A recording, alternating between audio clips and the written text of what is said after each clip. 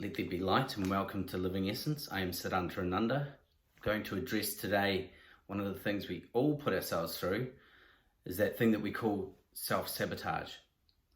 Now, we just need to get clear first that any kind of sabotage that we do to ourselves is not self-sabotage. It's kind of like, can you pull yourself up by your own bootstraps? It's kind of impossible. You can't really hurt yourself in as much as what's happened is there is a split within you. And this split is what is called the division between the soul and the ego. And it's an illusion. It's an illusion that we've been led into by society and culture. So all self-sabotage is in fact ego sabotage. And what is the ego? The ego is the collection of your thoughts, ideas, and memories of the past.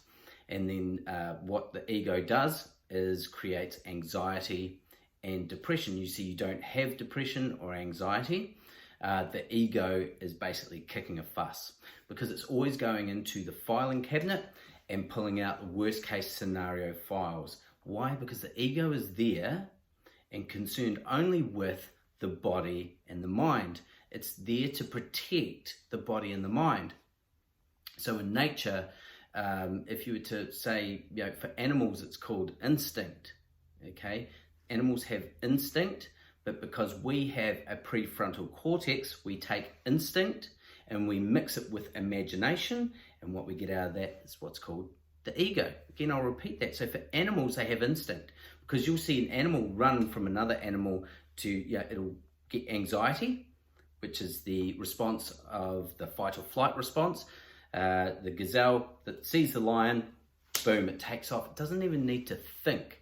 It's a reaction that happens through instinct. The gazelle runs from the lion, and the lion is, trying to track this gazelle down. When this anxiety happens, everything apart from the response of the need for adrenaline and that to get the muscles moving is shut down. There's only one thing going on, and that is get the hell out of there.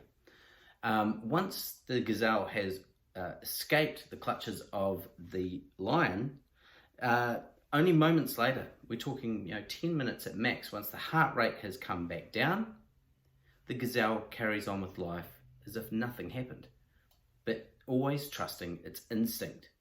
Okay, so animals don't have ego. We've got to remember, we have instinct too. We have fight or flight. Fight or flight comes in, and so we have a moment where we're challenged. So for us, it's a little bit different. In society, maybe the boss gives you a hard time about something, and what happens is you get anxious because it's a fight or flight response. It's instinct to protect the mind and the body. Then the boss goes, and then what happens is you beat yourself up for the rest of the day. Why? Because we have a very large and evolved prefrontal cortex, which is where we have our imagination and creativity. So when you take instinct and mix it with creativity, the ability to create, then you can have what you get out of that is ego, and unfortunately a cocktail that can cause a lot of suffering. Because, is the boss there yelling at you anymore? No. But now you're beating yourself up because you feel like you're not worthy of the job anymore, you're disappointed in yourself, and what happens is because of your imagination, you keep playing that over, and then you start creating new scenarios in your head about, the boss is going to fire me. Now you've got another anxiety kicks in and continues to run 24/7 because you're worried that you might lose your job. Can you see how it works? The ego is instinct mixed with imagination. Okay, that's simply what it is. So we have a bit of a challenge on our hands. Animals don't have to deal with ego, hence why they are far more connected to nature and far more in the moment than we are, because we're normally worrying and stressing about things into the future because we have imagination that's clung on to an event that's happened in the past. And we've had a response, which is the instinct. Instinct plus imagination equals ego. And that's why the ego is simply an illusion. It's where your bioelectrical system, which is the body and the mind and the brain, which creates mind, which is different from consciousness, is then conjuring up all these ideas that are just simply not real. So all sabotage, when you begin to sabotage your own life, is not so much that you're doing it, it's that the ego, your instinct mixed with imagination has gotten out of control, and it's not real. It's that you've let the brain, which is the bioelectrical system of the body and the brain, you've let it get away on you and continue to keep running. So the fight or flight has kicked in, but you haven't flicked the switch off and stopped and come back to the present moment and asked the question, am I safe? Yes. Am I okay? Yes. Am I worthy? Yes. You know, it's checking in on very, very, logical, truthful things. In the moment, are you okay? Are you worthy? Are you here? Are you a child of the universe? Yes, you bring all those things back. But the ego would say, you're a failure. You don't know what you're doing. You've mucked up again. You're going to lose your job. See how that imagination mixed with instinct then begins to sabotage you, but the ego's not real. So all sabotage is the system left running, okay? It's the system of the ego left running. It's there to protect you, but it's gotten out of control. And that's where we need to realize that there's no such thing as self-sabotage. All sabotage is ego sabotage. So what we must do is learn how to turn the ego off.